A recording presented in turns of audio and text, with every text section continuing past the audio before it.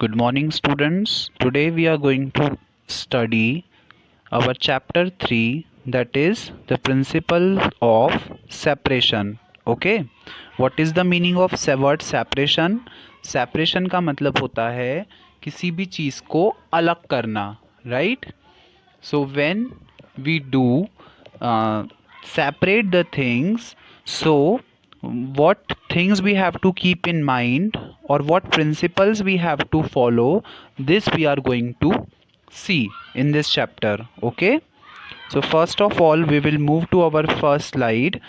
uh, Students, you have to read along with me that there are many instances when we notice a substance being separated from a mixture of materials, right? As you have seen your mother also, when she do while cleaning the wheat or the pohas or the rice, all the things, what does she do? She separate the unwanted things from all those materials, right? While cleaning wheat, what does she do?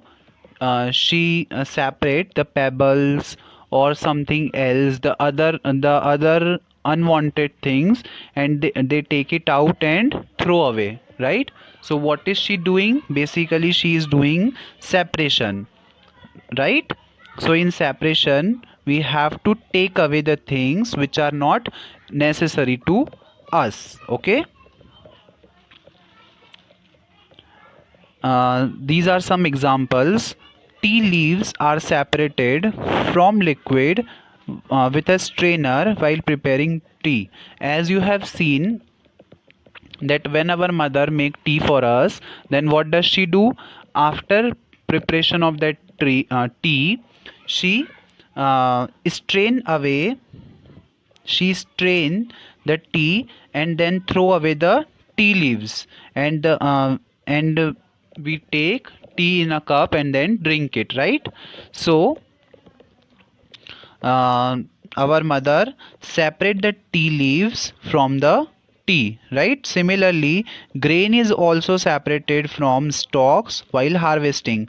When a farmer harvest the crop, then uh, then he separate the grains from the stalks, right? And only the wanted grains he keep with himself, while the grass, the pebbles, and the extra other things he throw away. So all these are the examples of separation. And one more example that you must be familiar with, that while eating something, if you find green chilies in it, right? While eating poha, rice, or something like that, if you find green chilies in that, so what did you do? You'll just take that green chilies and throw it away, right? So basically what are you doing? You are separating the green chilies from your food because they are unwanted for you, you don't want to eat them, right? So this is called separation.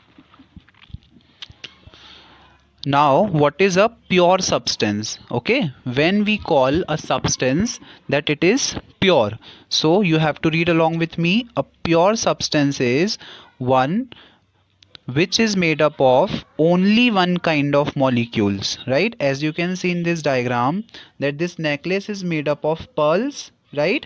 And all the pearls are identical, all the pearls are so similar to each other, right? So this necklace is said to be pure as it is made up of same kind of pearls. So if any of the substance is made up of same kind of molecules, then it is called as pure. Okay, and it has definite composition and properties. Okay, since all the molecules of a substance are same, so its properties will be definite and its composition will also be definite. Okay, now why do we need pure substance? This we that what is the need of having a pure substance, that we are going to study. Pure substance are needed for the manufacturing of large number of articles which we use every day. Students, we know that we need the things in pure form, right? If we do not have the pure things, then how can we experiment with them and make the extra new things, right?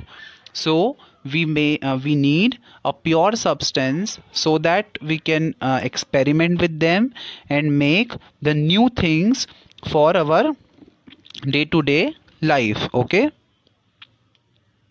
now here in this slide we will see that what is the meaning of separation. So the process by which unwanted or harmful components of a mixture are removed to get a pure substance is called separation. Okay, so in the method of separation, what do? We separate the unwanted, harmful components of the mixture and then remove them. हम क्या करते हैं, जो unwanted और harmful substance होते हैं उनको pick करके हम रिमूव कर देते हैं, right? As I have given you the example that when you eat pohas, so green chillies are unwanted for you, right? They are harmful for you. So what did you do? You'll just take it away and remove it from poha, right? So this method is said to be separation. So I hope it is clear to all of you students. Now we separate the component of mixing to. Why do we separate the things? We do separate the things to remove undesirable or unwanted components, right? You want to eat pohas only, right? You don't want to eat the green chilies. So what would you do? You will remove the other green chilies from the poha, right? Next is get a pure sample of substance. Also we do separation to get a pure form of substance. Okay, we don't want any impurity in any kind of substance, that's why we have to separate it. Suppose our mother is cleaning wheat, right? So she don't want any other grain or any other pebble or any other thing in the wheat. So what do? She will separate wheat from any of the impurity. Then extract useful substance from a mixture. Why do we separate the things? So that we can get the useful substance from a mixture. Mixture is something which has so many things, right? And from so many things, if we have to pick only the things that are useful for us, then what do? We have to separate those things, right? Now, principle of separation. The thing that I have told you in the beginning, that while doing separation, what things we have to keep in mind, and what principles we have to follow, this we are going to study, right? All the constituent of a mixture have same property. If we have a mixture in which the constituents of that mixture have the same properties, unique to itself and shared by no other component, then this is utilized to separate the components from the mixture, right? Suppose we are having a mixture which have same mixture in which there are so many constituents which have same property, which have some property unique to itself, right? Suppose we are having a mixture in which we are having all the things, for example, in a container we are having rice, poha, wheat, okay, all the things. So as you know that all the three things have their own shape, size, color, right? We can easily identify between them. So all the constituents of the mixture have their specific qualities, and we can easily differentiate between them. So on differentiating between them, we can easily separate them, right? We know that the poha is white in color and it is different from rice or wheat. So we can easily pick the poha from that mixture. Similarly, we can pick the rice from that mixture. And in this way, we can separate all the required grains from that container. Is that clear? Now, to do this separation, we have to follow some methods. And what are these methods? This we are going to see. Okay, there are various methods for separating the components of a mixture. um, as I have told you that there are so many methods to separate anything from the mixture depending upon the properties of the components of the mixture. We use these methods. Okay, and what are these methods? This we are going to see further in the class. The choice of method to be used depend upon the nature and composition of the mixture. Like which method we have to use to separate the things, it depends upon what? It depends upon the nature and composition of the mixture. इसका मतलब जो mixture के constituents हैं उनका क्या nature है और उनकी क्या कंपोजिशन है, उस पर डिपेंड करता है कि हम कौन सी मेथड यूज़ करेंगे. Right. First of all, we will see separating solids from other solids. Suppose we are having 2 or 3 solids together, right? So how can we separate between those solids? For this we have to follow some methods. And what are that methods? This we are going to see in our next slide. Okay, first method is hand picking. Okay, when the components of mixture are different in color, size, shape, they can be separated by hand picking, right? As I have given you the example that in a container, suppose we are having uh, rice and pulse. Okay, so we know that the shape, color, size of rice is different from that of pulse, so we can easily separate them by picking the pulses from that mixture, and in this way we will get the rice differently and the pulses differently. So by picking with hands, we can easily separate rice from pulses. Okay, or if there are small pebbles, the dust particles or the dirt particles, that all we can also remove by using hand picking method, right? Our mother also use the hand picking method to clean the grains at our home, right?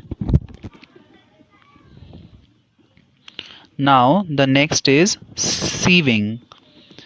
In this method is used to separate a mixture in which components are of different sizes. Okay, as you can see in the diagram that here someone is separating the wheat flour with the help of a strainer, right? So what will happen?